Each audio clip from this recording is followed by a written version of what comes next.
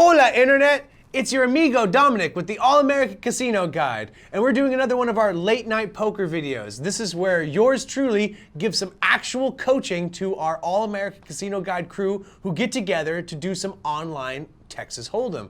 So without further ado, let's take a look at the hands. Let me pick my personal favorites pre-flop and see how they do when they get down to shuffling the chips.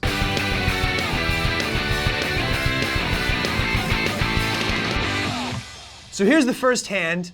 I already see who my favorite hand is. It's gonna be PM Star, King 5. Anyone who watches this channel, anyone who knows me knows that I have this unhealthy fascination with King 5.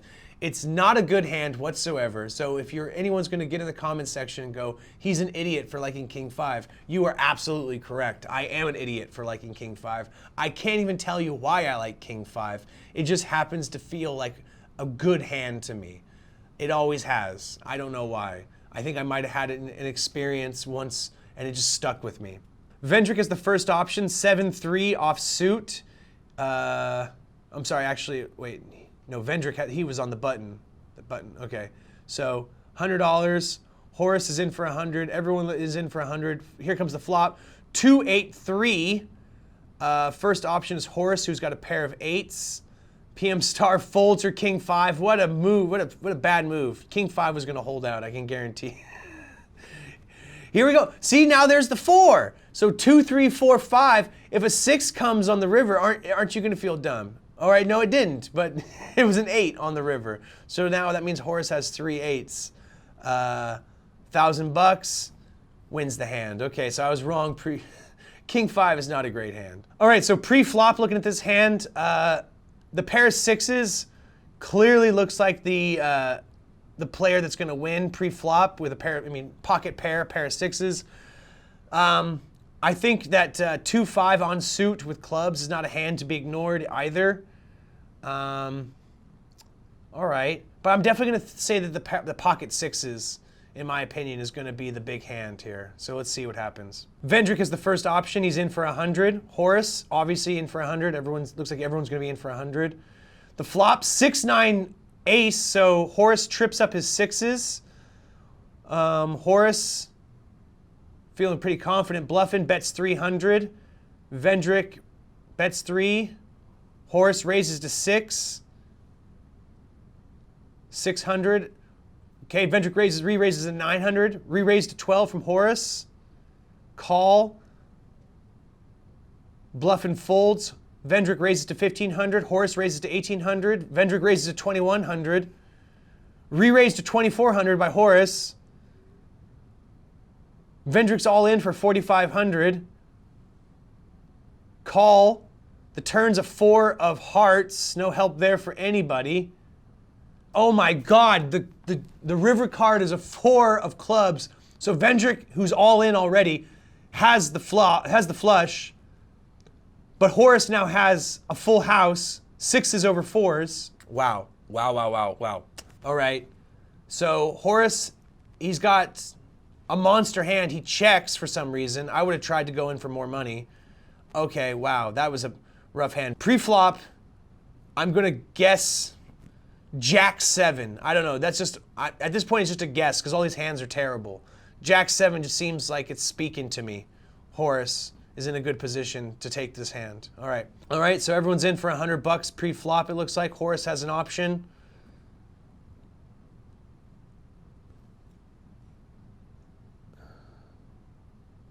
He's going to roll the cards. Ace, Queen, 9. Okay, Allison has the first option. Checks to Horace, who's also got nothing right now. He checks. PM Star's got a pair of queens. She checks. Kind of a surprise there. 400 coming from Bluffin, who's got really nothing. Allison's in for 400. Horace, he checks, or he folds, and then PM Star is in for 400. 8 of clubs on the turn. Check.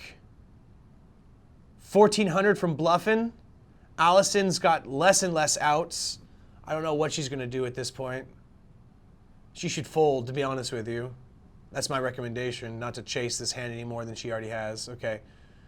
All right, 1,500 over there to bluffing. All right, new hand. We got 5 hands back, 5 players back in the hand. Pocket fives. Definitely gonna pick the pocket fives as the winning hand, even though there's king jacks out there. I'm telling you, pocket fives. That's gonna be the big hand. I got a feeling. Okay, Allison has king high. She raises to 200. Vendrick's 200. Horace. Looks like all of them are in for the flop. Okay, so the flop puts Vendrick at 2 pair. 7s and 2s. No help for anybody else. So, okay, that's what I'm just saying. Even a terrible hand like a 2-7 can become a good hand, 2 pair, like that. All you need is a flop. So it's all about just getting in on the flop. That's when you know you actually have a hand or you don't. I don't see enough players playing like this. They're very conservative, and I don't like to see players fold a hand and then kick themselves later because you know, they see that they paired up or tripped up something. PM Star is the first option, $400. Horace folds, sorry, Bluffin folds. Allison, I believe she's in for 400. Vendrick's, why would he not be? He's got 2 pair. He raises to 800, in fact. Horace is in for 800. PM Star is in for 800. Allison folds. We got 3 and okay, so 2 pair now. 5s and 4s for PM Star. 2 pairs, 7s and 4s for Vendrick. He's in for 800 again. 1200 from Horace. Call coming from PM Star. Last card's the 9 of diamonds. Okay, so it looks like Vendrick has definitely 100% won this hand. Let's see if he can hold on to everything here. Horace's option, he checks. 7 grand going over to Vendrick. Very well played there, Vendrick. New hand. Let's see, pre-flop. I'm looking around.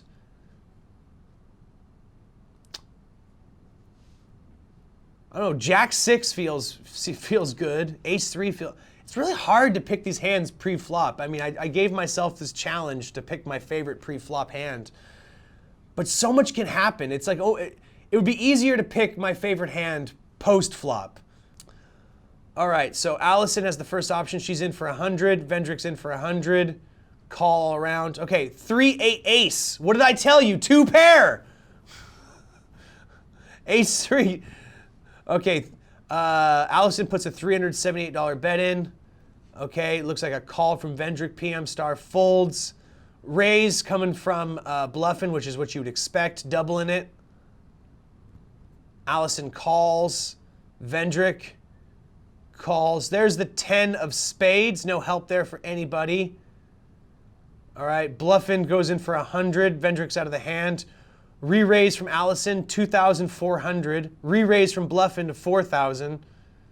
Last card's the 9 of hearts. No help there for anybody. It looks like 2 pair is going to win the day. Pair of 8s is all that Allison's holding. Sometimes all it takes to win is an ace. So Bluffin's in for 7 grand, which will put Allison all in if she wants to play this hand. She calls for some reason. I think she might have thought that he was bluffing, but now she's out. All of her cash, it's all gone. I mean, I think that was a pretty bad move on Allison's part because I'm gonna tell you, there was an ace on the board. There was 9 on the board. There was so many other cards with a higher value than 8, and her pair of 8s, she honestly thought that was the winning hand. I would not have played that aggressively I mean, she really did think that Bluffin was actually bluffing, even though he somehow finagled a 2 pair right on the flop. And he really, that really could be a textbook example of how to slow play a hand. But once the players were out, the only choice you can do at that point is to go aggressive.